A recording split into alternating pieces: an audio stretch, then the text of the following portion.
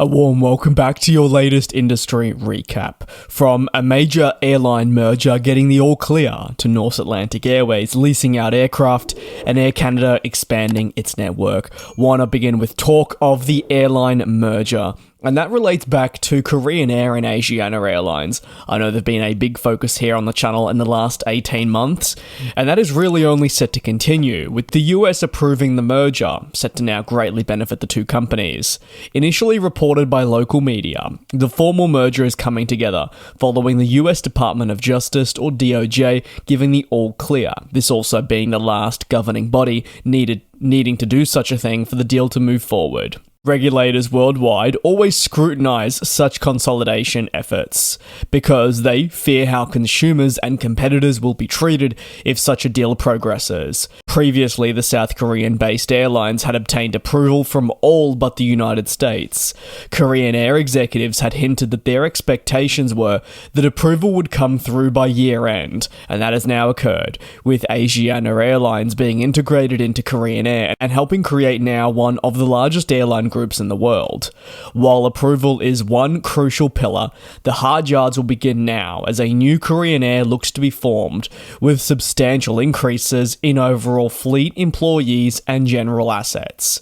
The South Korean carrier has already been planning for an acquisition to obtain formal approval, which is visible through the public order of the Airbus A350, an aircraft type utilised at Asiana Airlines that will obviously be carrying over. However, as confirmed by Reuters, and thanks to a Korean Air spokesperson, a lot more is expected to change away from just simply a merger, and that'll be the departure of 3 total brands in a bid to make a more refined business.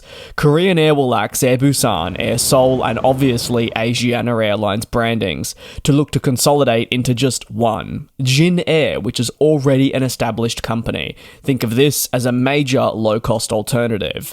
The new Korean Air will have many assets to utilize to meet the requirements laid out for it. It will be able to cover all parts of the globe and ultimately be one of the biggest companies in the world on both a regional and international front. The US approval also comes just moments after the European Union competition watchdog approved the merger, noting that all avenues had been satisfied and that a deal could progress to the next stage.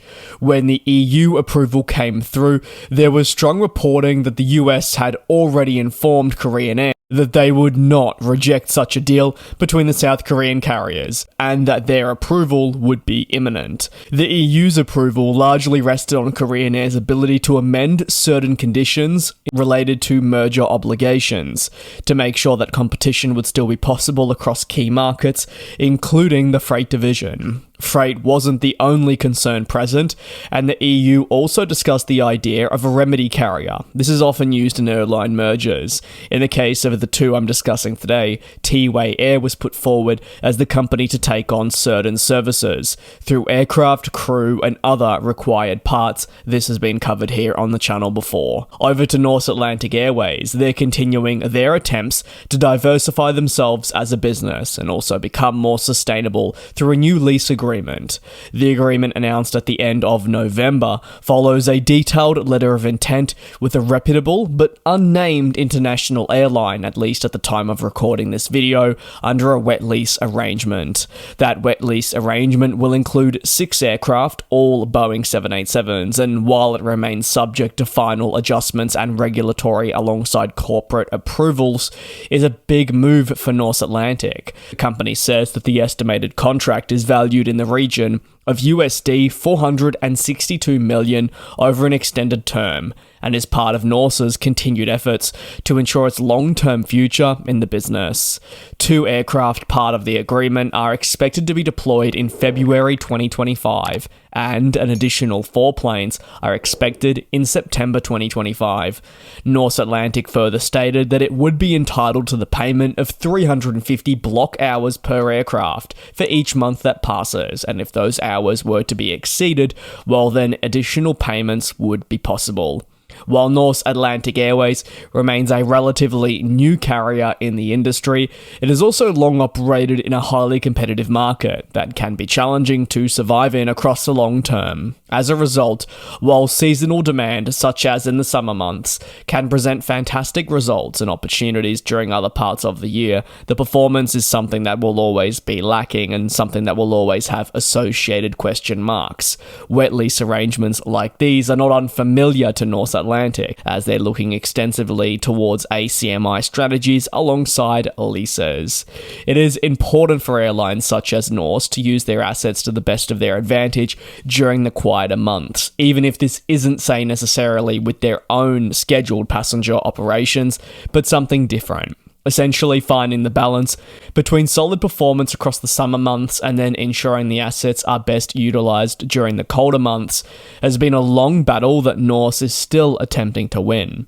An agreement like this will see money and its aircraft used elsewhere and is viewed as an important pillar for the long-term survival of this company. If such deals weren't to occur, well, Norse would not have a robust network that would operate year-round, which would lead to colossal monthly losses and ultimately serious question marks about the long-term survival aspirations. Over to the final story, and it's Air Canada's turn to expand their network towards the United States in a beefing up of it. Transborder connectivity forms a fundamental pillar of the airline's day-to-day operation, and it is important to ensure that as time passes, it continues to meet all available demand. So with that being said, across the 2025 summer schedule, it'll offer its most comprehensive transborder operation with the launch of 3 new routes alongside capacity increases to existing destinations, all from Vancouver. And when you consider it'll leverage longtime partner United Airlines, we'll see 7,700 seats on 58 daily non-stop flights